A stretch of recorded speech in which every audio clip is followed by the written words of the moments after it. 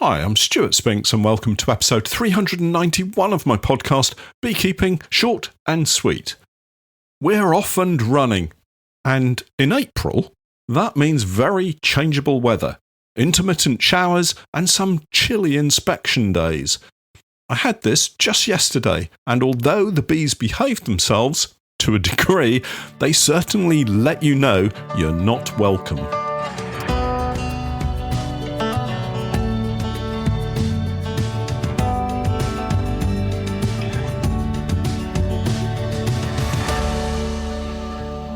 Beekeeping Short and Sweet, a beekeeping podcast for the inquisitive beekeeper with a short attention span. A beekeeper, in fact, just like me. Hi everyone, hello and welcome back to the podcast. I just glanced over my shoulder to look outside. The sun is shining, unlike last week when I started the podcast at a ridiculous time through the night.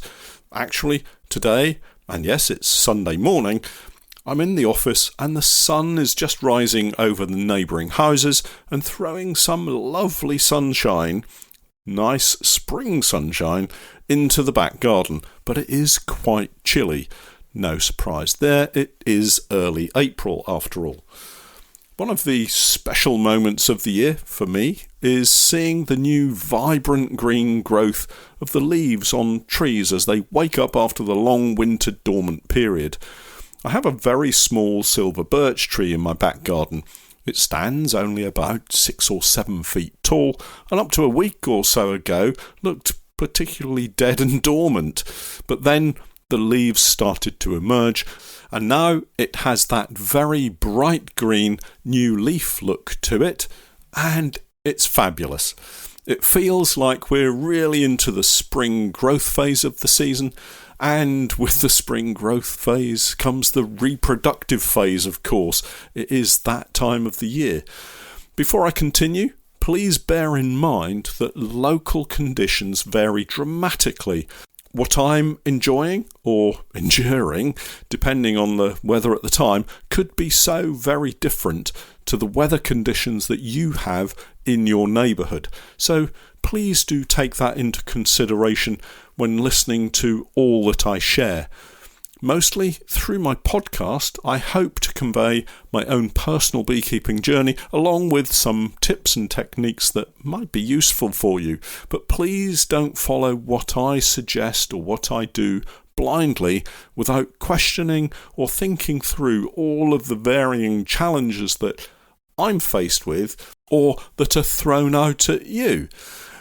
I could be a week or more ahead of your position, or maybe a little behind. Just bear that in mind as we head into the season.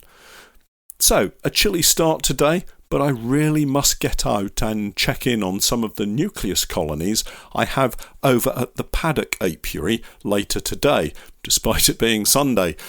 I don't really do weekends as such once the season gets going. It's more a case of the bees need attention whatever day of the week it is, so I have to get out there.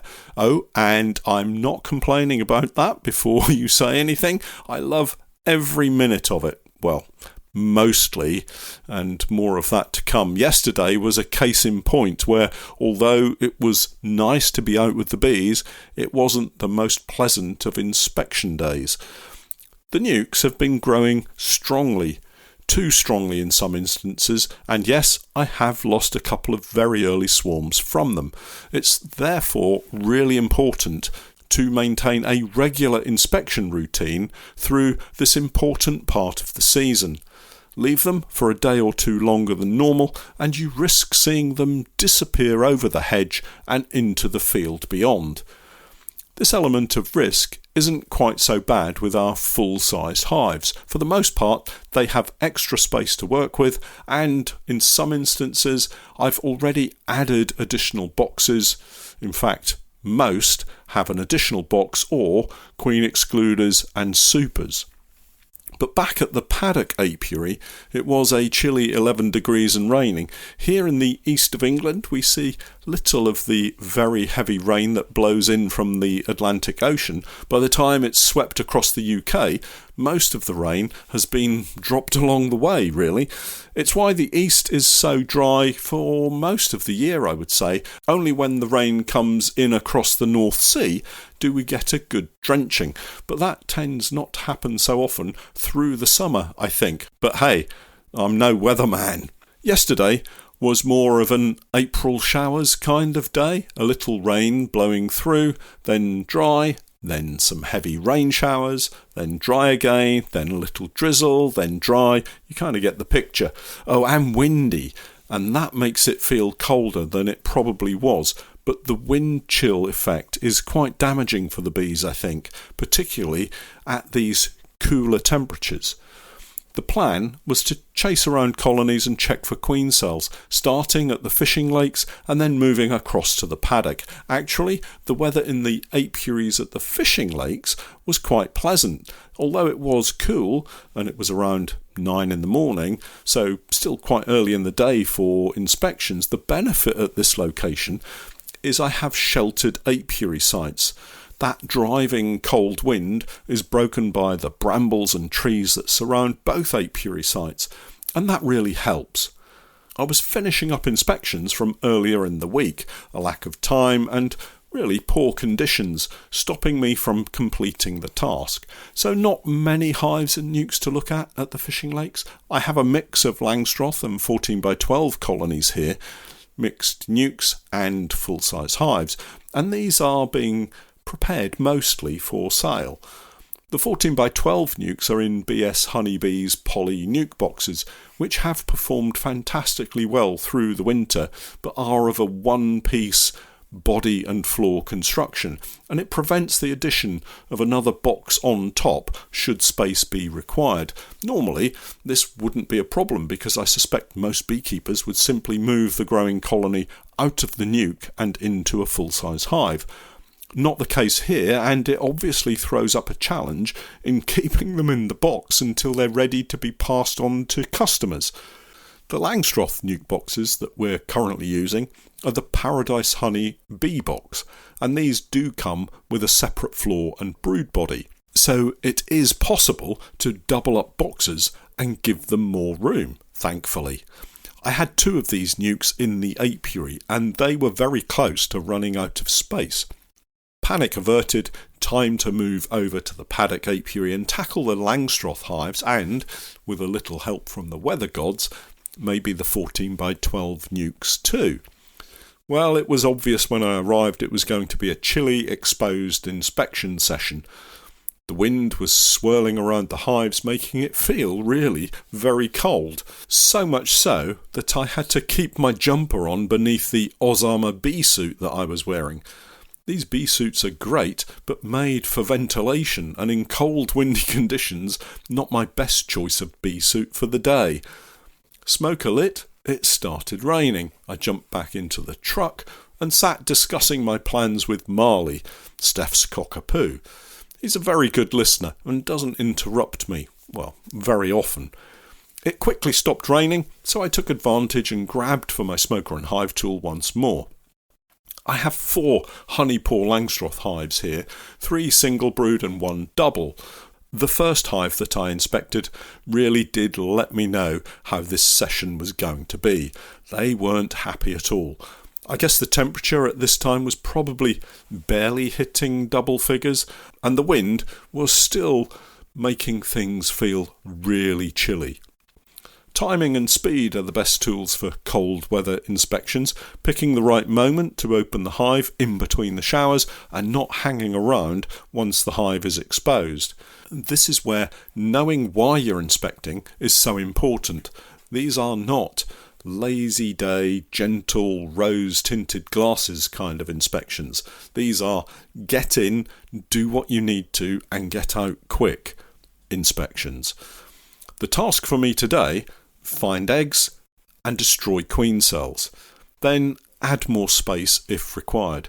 It's important to have everything ready regardless of whether or not it will be needed. The first hive was just a single brood box, no queen excluder or supers, no additional brood box already on this hive. My intention was to add a queen excluder and super if they needed it, so I had a spare stand beside the hive with the super and queen excluder ready to go. Don't open up a hive in cold conditions, inspect them, and then wander off for 5 minutes to try and dig out a queen excluder and box from the shed. It doesn't do the bees any good at all. In colder conditions, I tend to use a lot more smoke than I normally would. I find the bees have a tendency to fly up almost immediately and let me know they don't want me in there unless I use plenty of smoke. So a quick liberal use of the smoker pushes the bees back down into the brood box and allows me to get that first important frame out quickly. This colony, thankfully, was queen right from the very start. First frame, there were eggs, so that's a box ticked in my questioning as to what's going on here. Now I could concentrate on queen cells. Moving quickly through the frames using the smoker as soon as the bees started to move up to let me know they were still unhappy, I managed to get the inspection completed without being stung, despite, in these weather conditions, the bees having a tendency to be quick to fly up to the veil and onto my bee suit. No queen cells, that's a result. Just a few rudimentary queen cups, and these are cups with no eggs or larvae in them. I quickly added the queen excluder and super, popped the roof back on and dashed for the truck. It had started to rain once more. Another April shower and another conversation with Marley. This was the pattern for probably the best part of 90 minutes. Inspect, get rained on, sit in the truck for some considerable time, and then repeat. The good news was that these colonies, whilst growing well, hadn't yet felt the need to throw up any queen cells. But what about those nukes? Well, the rain became a little heavier and I decided to pull the plug on inspecting for the day, choosing to return later today, actually, once I've got this podcast published. This afternoon is looking dry and bright with top temperatures of around 15 degrees Celsius, a much better day for a calmer inspection routine. Hopefully they won't have disappeared over the hedge before I arrive. Elsewhere, I discovered some time ago actually a drone-laying queen colony. It's disappointing at any time of the year to find that you have a drone-laying queen, but early in the season makes for a little frustration, having nursed them through the winter and readied them for a fast start in the new season, only to see them fail. Drone-laying queens occur for several reasons.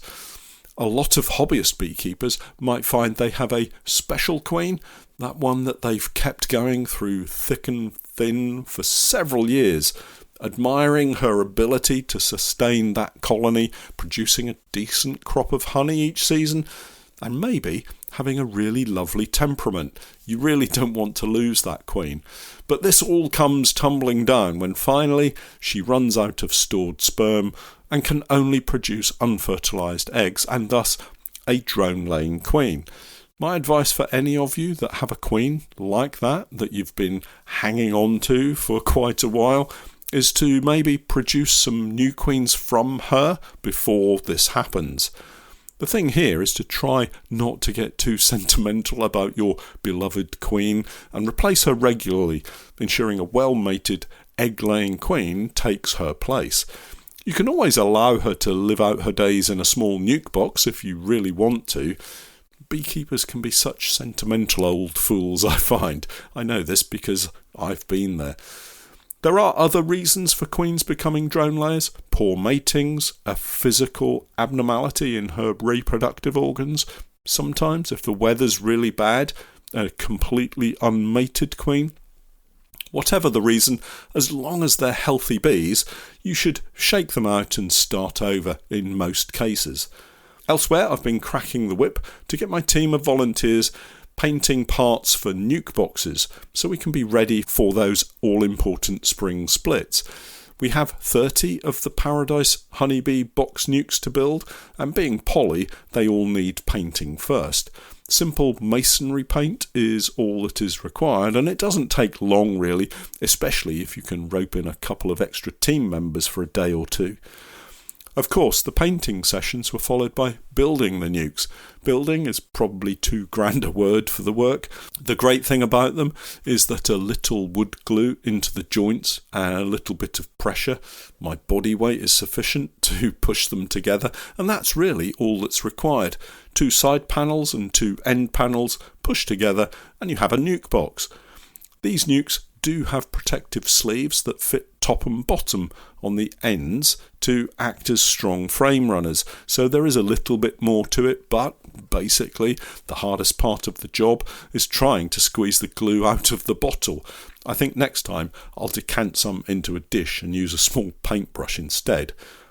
In other news, I've started to transfer a couple of colonies from 14 by 12 hives into standard national brood boxes. I'm doing this for a couple of customers along with populating hives provided to me by customers. Not everyone wants to buy a nuke in a travel box, and I try to accommodate requests where I can. It's a simple enough process, migrating from one size hive to another, provided the new hive footprint is the same as the old one. So easy to perform for, say, moving a standard national into a commercial or a 14 by 12 into a standard national. Trickier though if you want to move from a commercial into a Langstroth, for instance, the boxes being different measurements. It can be done, but takes a little bit more thought, equipment, and perhaps a little more attention. Given a decent week of weather and a nice nectar flow, a strong colony can very quickly draw out a brood box of foundation and be ready to move across. The choice then becomes allowing the brood in the old box to emerge and boost the population, or maybe remove old gnarly comb before the brood emerges in order to reduce a heavy varroa loading, for instance. Finally today, collecting swarms.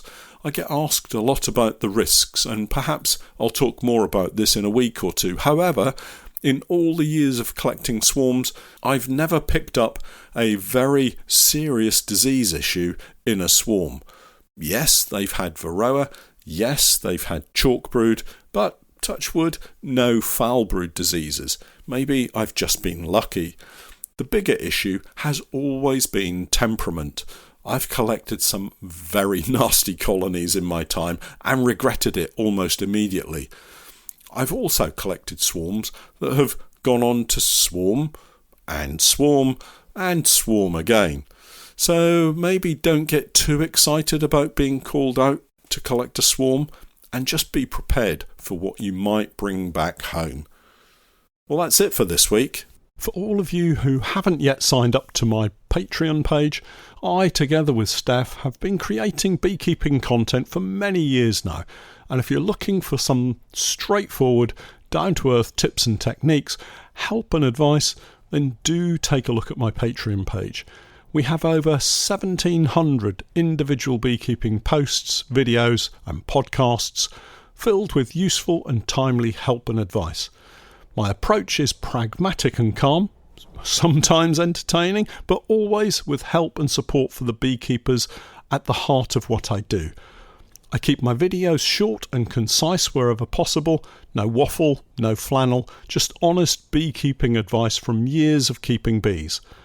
Take a look and join me for the new 2026 beekeeping season. It'll cost you less than a jar of honey, and you never know, there may be something there that will help improve your beekeeping. Check us out online at www.patreon.com/Norfolk Honey.